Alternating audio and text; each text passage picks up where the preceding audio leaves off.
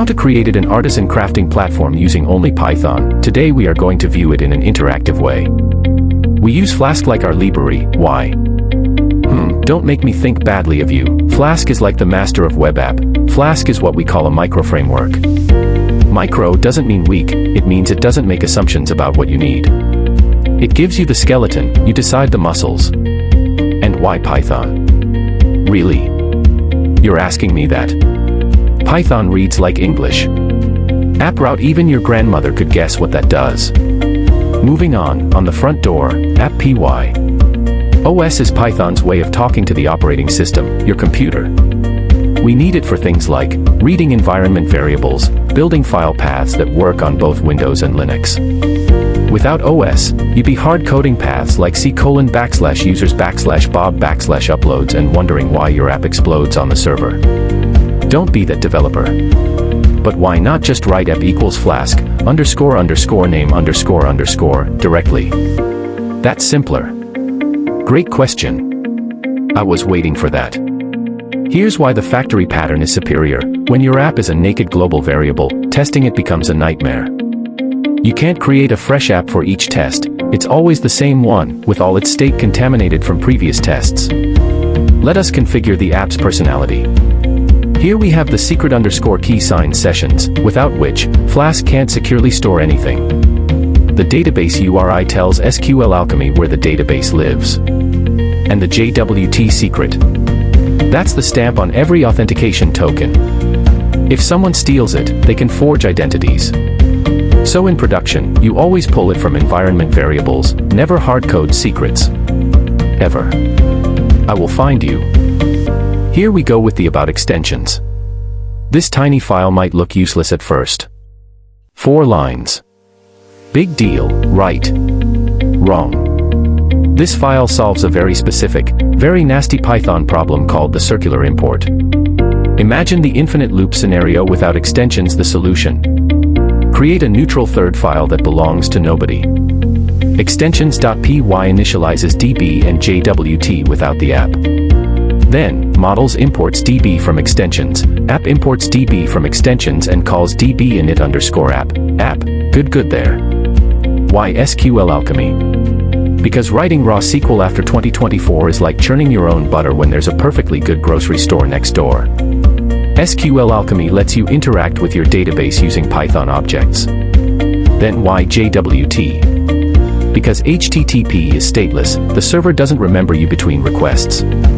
JWT, JSON Web Token, is a small, signed package of information the client carries around.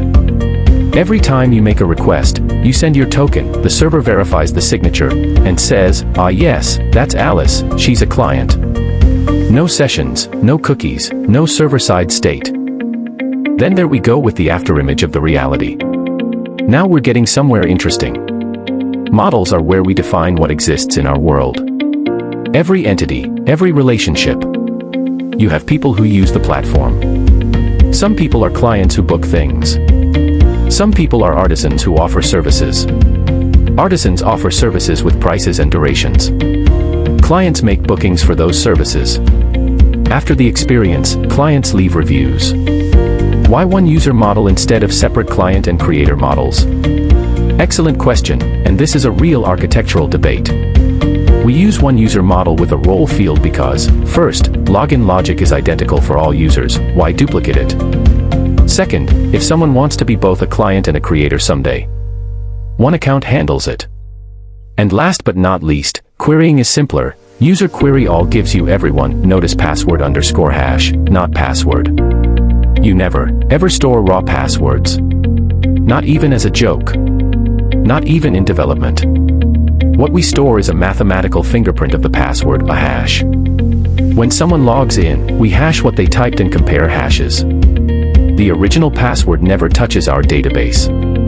The set_password, check_password, methods live on the model itself. Why? Because the model should know how to protect itself. This is object-oriented thinking. The artisan model, I hear you from here. Why is artisan a separate model? Can't we just add those fields to user? If we added bio, location, category to the user table, every single client would have empty null columns sitting there doing nothing. Wasteful. Messy. By separating it, we get a clean one-to-one relationship. And small unique equals true enforces that one user can only have one artisan profile. The database itself guards this rule, not your code. Not your validation. The booking model, the booking is a junction, it connects three things at once: who's booking, who they're booking with, and what service they want. The status field is the heartbeat of the booking lifecycle: pending, accepted, rejected. When the artisan logs in and sees pending bookings, they accept or reject. When the client checks their dashboard, they see the status update. Clean, right? The traffic controllers, routes, why split routes into multiple files? Couldn't everything live in APP.PY? Could it? Yes. Should it?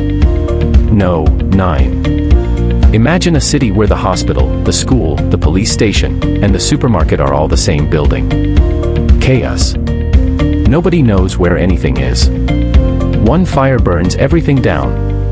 We use Flask blueprints to organize routes by domain.